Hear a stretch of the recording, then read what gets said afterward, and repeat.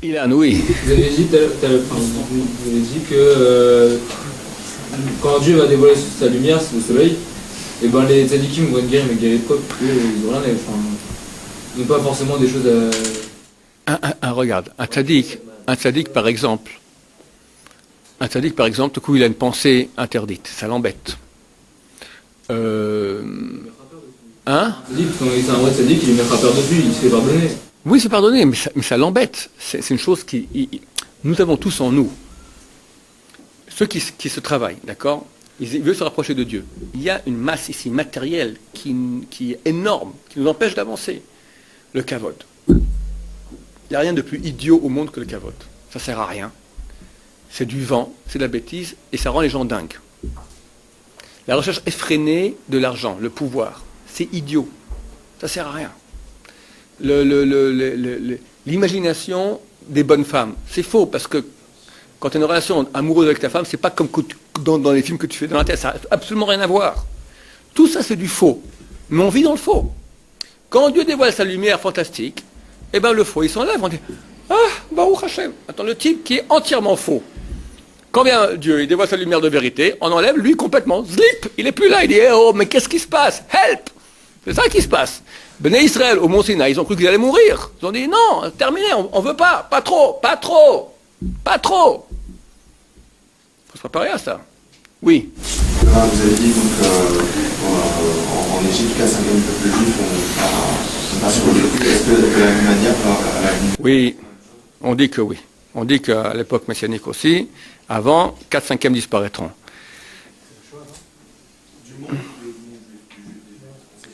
Aujourd'hui, tu as 80% du peuple juif qui a disparu. Ça veut dire qu'ils sont en voie d'assimilation. Ils sont déjà en situation de disparition. D'accord? Je ne sais pas si c'est cela, le sens de cela. Ça se peut que c'est la Shoah, ça se peut que c'est encore d'autres choses qui Rassel Shalom, nous pendonner. J'ignore.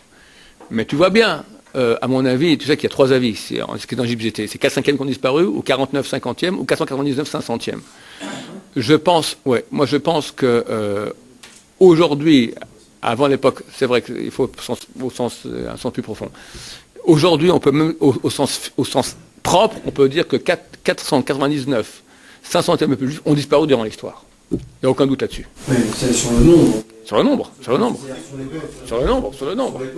Ok, l'époque messianique, d'accord. Chazal les dit, tu as 2000 ans d'époque qui s'appelle Tohu, informe. Après, tu as 2 ans d'époque qui s'appelle 2000 ans qui s'appelle l'époque de Torah. Après, tu as 2000 ans qu'on appelle l'époque messianique. D'accord? Donc, on est. Ouais. Donc, on est en l'époque messianique aussi. Et c'est durant cette époque-là que 499 500e du peuple juif ont disparu. C'est clair, c'est vrai. C'est vrai aussi. Oui, et là, Jordan. Pardon? La majorité des moutons. Quel mouton? Nous, en Israël, ça veut dire on dit que c'est un berger. Oui. Donc nous voit la majorité qui, ok, il y a ceux qui jouent, qui avancent, mais on va dire qu'il y a 10% de... Mais on est des héros. Okay, mais... Pas des zéros, des héros. Jusqu'à quand ça va durer? Non. Am Israël est héroïque. N'importe quel peuple, après les choix, il aura dit, écoute, bon Dieu, ça va, allez, dégage, je rends l'éponge, comment on dit, hein? Je rends mon tablier, ciao, terminé. Beaucoup l'ont fait, mais beaucoup ne l'ont pas fait. Le monde entier est contre nous. On continue. Les gens viennent en Israël. C'est dur, Israël. C'est un pays dur, c'est un pays très difficile. Et les gens viennent là, ils sont amoureux. Tu as des gens qui sont à pauvreté. Tu sais les conditions ici du monde orthodoxe, comment des familles vivent, comment les femmes travaillent, avec des enfants, pour que le mari ait étudié. Combien c'est beau aux yeux de Dieu. Et les gens qui sont en voie d'assimilation, qui reviennent, la tchouva, regarde, des gens qui étaient à Perpète-les-Oies hier, tellement loin, qui reviennent, font tchouva. Il peut être très fier de son peuple. Bon, Rachel. Pas des prix Nobel, ça c'est de la gnognotte, d'accord? De ceux qui se rapprochent de lui. Alors ta question, Rafi, la question est, pourquoi Dieu a-t-il besoin de nous créer? C'est un sujet que je traite assez souvent, je ne sais pas si en 12 minutes je pourrais y répondre, je vais essayer de répondre rapidement. D'abord, il y a 2 questions dans ta question. Pourquoi Dieu crée le monde? Dieu, qu'est-ce qu'il a besoin? Besoin, ça signifie sous-entendu que Dieu aura des besoins. Or, si Dieu est parfait, il n'a pas de besoin. Ça, c'est une première chose qu'il faut voir. Deuxièmement, après, une fois qu'on saura qu'il n'a pas de besoin, hein, qu'est-ce qu'il veut? Pourquoi il fait ça? On va commencer à traiter la première question. Je ne sais pas si on arrivera à faire le... On a tendance, nous, à parler de Dieu comme d'un être humain. Et là est l'erreur. Dieu ne fonctionne pas comme nous on fonctionne. Dieu il est Dieu et nous on est créés, on est être humain. L'être humain, comment il fonctionne? Chaque fois qu'il fait quelque chose, une action, c'est produit par un besoin. On appelle ça un stimuli qui engendre une action. Tu te lèves maintenant pour aller boire. Pourquoi tu fais ça? Tu as soif. Tu te grattes. Pourquoi tu fais ça? Parce que ça te gratte. D'accord? N'importe quoi que tu fais, on ne fait jamais rien pour rien. Toujours une raison. Maintenant, il y a un jeu philosophique. On va demander les raisons des choses. Dis une phrase, Rafi. Réfléchis pas trop. J'ai envie d'aller à la mer. Très bien. Quelle est la raison? Pourquoi? Pourquoi Rafi aime-t-il le soleil? C'est la même chose. Bon, ok. Pourquoi Rafi aime-t-il bien bronzer? C'est quoi frais? Beau gosse. Très bien. Pourquoi Rafi aime-t-il être beau gosse? Je pourrais poser la question de questions. Pourquoi être bronzé, c'est être frais? Parce que c'est pas évident. Mais admettons que c'est comme ça, d'accord? Pourquoi Rafi aime-t-il être beau gosse? Voilà. Pourquoi Rafi aime-t-il faire plaisir à sa fiancée? Pourquoi Rafi aime-t-il sa fiancée? Ça s'explique pas. L'amour a des raisons. Très bonne réponse. Pourquoi y a-t-il dans le monde une chose qui s'appelle l'amour? Parce qu'il y a la haine. Qui ne s'explique pas, non. Ah, si tu préfères, pourquoi est-ce qu'il y a l'amour et la haine? Parce que c'est plus marrant. Parce que l'homme a toujours besoin d'aller Parce que ça donne un sens. Pourquoi l'homme a-t-il besoin d'un sens, d'un idéal? Parce que c'est la seule chose dans laquelle il peut se raccrocher à son... Pourquoi la seule chose à laquelle il peut se raccrocher, c'est l'idéal? Pourquoi est-ce qu'il faut qu'il y ait un idéal? Hein? Qu'est-ce que tu as dit? C'est comme ça. Qu'est-ce que tu dis, toi?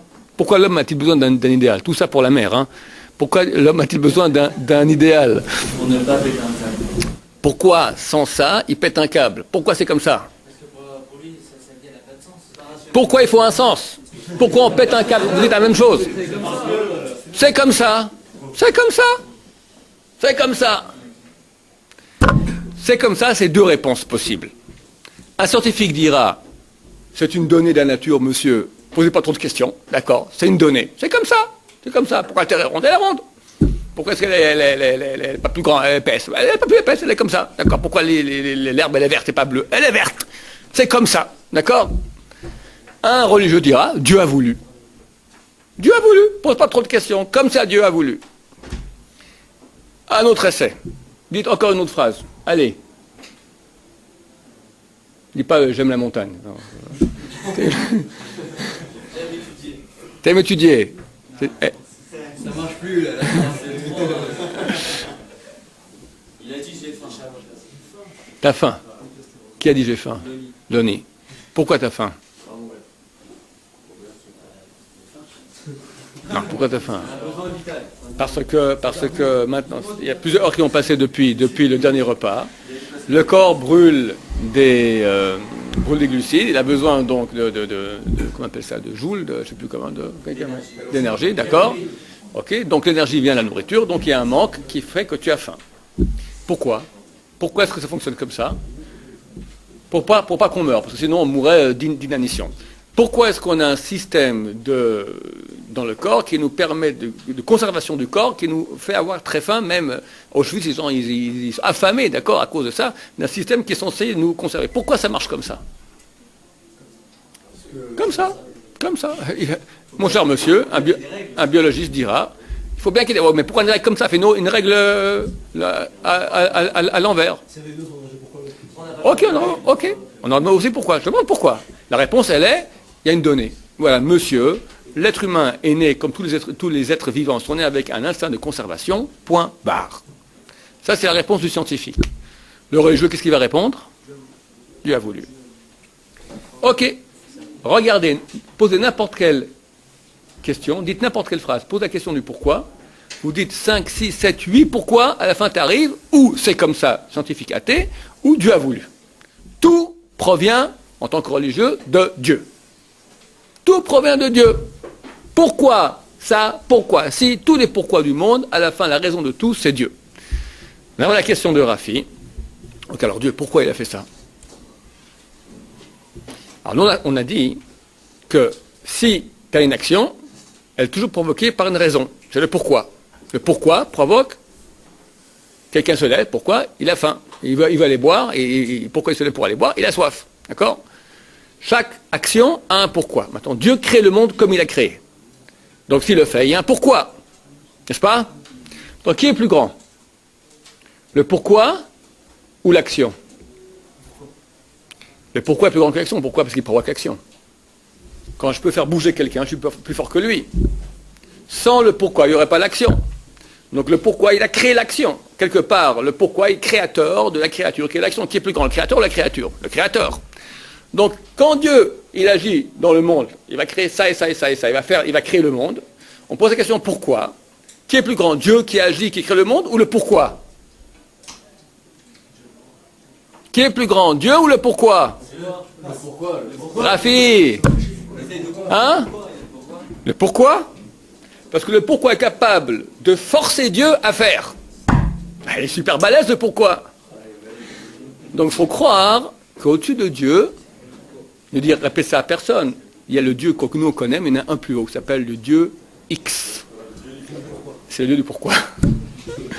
Et le Dieu du pourquoi, il va obliger le Dieu X que nous connaissons à créer le monde. Ah, bonne question que pose Rafi. Maintenant, Dieu X, pourquoi il oblige le Dieu que nous connaissons à créer le monde? Et il a un pourquoi lui aussi, hein? Il a aussi un pourquoi. Pourquoi Dieu X oblige le Dieu qu'on connaît à créer le monde? Hein? Ben lui, il a aussi un pourquoi. Alors qui est plus fort maintenant? Le pourquoi ou le Dieu X? Le pourquoi, c'est qui? Je répète à personne, hein? Il n'y a pas un Dieu au-dessus de Dieu, il y en a deux. C'est le Dieu Y. On fait la super Kabbalah maintenant, hein? On rentre dans les trucs là. Le Dieu Y. Alors Dieu Y, pourquoi il veut que le Dieu X fasse que le Dieu que nous connaissons crée le monde? Ben, lui aussi il a un pourquoi. Z. Et comme ça, à l'infini.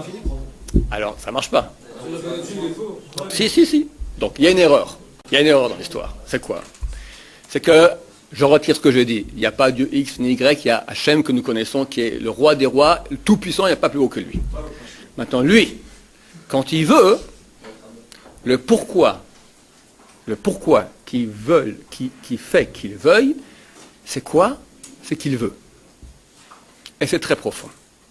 Et là, il faut comprendre que nous, on n'est pas comme Dieu. Nous, quand on veut, il y a un pourquoi qui a fait. Un pourquoi qui est extérieur à moi. Dieu étant la source de tout, il veut. Pourquoi? Parce qu'il veut. Étant le chef de tous les pourquoi, le créateur de tous les pourquoi, c'est lui qui fait tout, il peut vouloir parce qu'il veut. Et tu n'as pas de raison plus forte que ça. C'est profond. C'est-à-dire qu'il est la raison des raisons. C'est lui qui est la raison. C'est lui qui décide. Et on ne peut pas poser sur la question pourquoi, parce qu'il ne fonctionne pas comme un homme. Lui étant la source, le top, il n'y a pas un Dieu au-dessus de lui qui le provoque. Il n'y a pas un pourquoi qui l'oblige à faire. Personne ne l'oblige à faire. Mais il veut. Pourquoi il veut? Parce qu'il veut. Et c'est une bonne raison. Et c'est une bonne raison. Parce que sa volonté, c'est celle qui crée tous les pourquoi possibles. Donc c'est super solide, sa volonté. Capable. C'est la plus grande chose qu'il y a au monde. Il veut. Pourquoi il veut? Parce qu'il veut. Ok, alors il nous reste maintenant 2 minutes pour la suite. Ok, il veut. Qu'est-ce qu'il veut? Qu'est-ce qu'il veut? Pourquoi? On sait. Parce qu'il veut. Maintenant, qu'est-ce qu'il veut? Pourquoi il crée? Quelle est la raison? Hein? Ratsa Leitiv. Maintenant, c'est la réponse que je donne maintenant. Qu'est-ce qu'il veut Dieu? Qu'est-ce qu'il veut? Pourquoi il crée le monde? Dieu, il veut nous donner le plus grand kiff qu'il puisse y avoir au monde. Il nous aime. Non, Dieu, il est parfait. Étant parfait,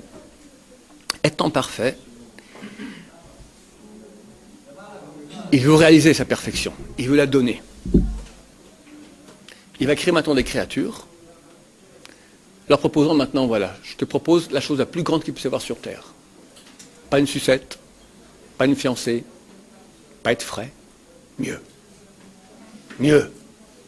Je te propose, moi, Hachem, qui ai créé la mère, la fiancée, la fraîtitude, tout, c'est moi qui ai créé. Je suis mieux que tout, je suis tout réuni en beaucoup plus grand. Viens, prends-moi. Mais, je veux que tu me prennes, toi-même tu décides combien. Parce que je veux pas, si moi je te donne tout, tu n'existes pas. Il y a moi et moi et moi, c'est tout. Je n'ai rien. Je veux que tu existes. Pour exister, c'est toi qui vas décider. Alors je te mets un libre choix. Tu peux choisir d'eau ventre, d'offrande au bord de la mer tout l'été, passer toute ta vie comme ça. C'est-à-dire qu'en hiver, tu vas en Guadeloupe, et en été, tu reviens ici sur la côte, d'accord? Et à la fin de la vie, tu es bien bronzé. Mais tu n'as rien fait. Moi, tu n'as pas connu. Je te propose maintenant, d'un autre côté, moi, choisis. Pour choisir, il y aura libre arbitre. Là, il va créer aussi le mal. C'est moitié-moitié. C'est moitié-moitié. C'est comme tu prends ta fiancée, tu coupes en deux. Ça peut se faire. Il faut rien. Je dis, écoute, moi, je te propose, tu peux kiffer beaucoup, tu peux kiffer peu. Moi, c'est infini de kiff. L'autre kiff, il est minuscule, parce que dès qu'il a eu, tu l'as eu, il a disparu. Mais c'est vrai qu'il est très voyant. Moi, je paye énorme. Je paye infini. Mais il faut construire, c'est plus lent. Comme un gratte-ciel. Tu peux faire une tente en 1 seconde, 5 minutes. Un gratte-ciel, ça prend des années. Pardon? On n'a pas eu le choix. Oui. Dieu a donné maintenant. Il veut te donner. Il veut te donner. On ne te pose pas la question. Hein? Ça va. Le force que tu dis, d'accord, c'est la plus grande bracha qu'il puisse y avoir. Hein? Pas honte. On veut te donner. Pour te donner, il faut qu'il y ait un te. Si je te donne gratuitement, il n'y a même pas de te. T'es rien. Hein? Mais s'il n'y a pas de libre arbitre, il n'y a pas de te. Dieu ne peut pas créer une logique qui est contraire à la réalité. La réalité, non. Il y a une réalité qui est une vérité. Hachem émet. Vrai. Je ne peux pas te créer maintenant, ayant un libre arbitre, faire comme si tu as un libre arbitre et tu n'en as pas. C'est un mensonge. C'est un mensonge. Non, mais il y a un jeu. Tu dis, fais comme si. Toi, tu dis maintenant, fais comme si. Fais comme si c'est moi qui ai voulu, alors que je n'ai pas voulu. C'est un mensonge. C'est moi qui réfléchis parce que on m'a conditionné comme ça, comme quoi le arbitre, c'est la vérité. Si la vérité était tout parce que je peux créer. Non, on peut créer n'importe quelle vérité. Mais on ne peut pas maintenant une vérité avoir deux vérités contraires qui sont antinomiques. Si je veux maintenant que tu puisses exister, d'accord, je ne peux pas non plus en même temps te donner tout gratuitement comme si tu n'existes pas. Et dire, tu reçois pas, tu reçois tout, donc tu n'existes pas et tu existes à la fois. Il peut créer d'autres vérités, mais il ne peut pas créer une vérité dans laquelle tu as deux réalités qui sont contraires et antinomiques. C'est ça que je veux te dire. Baruch Adonai.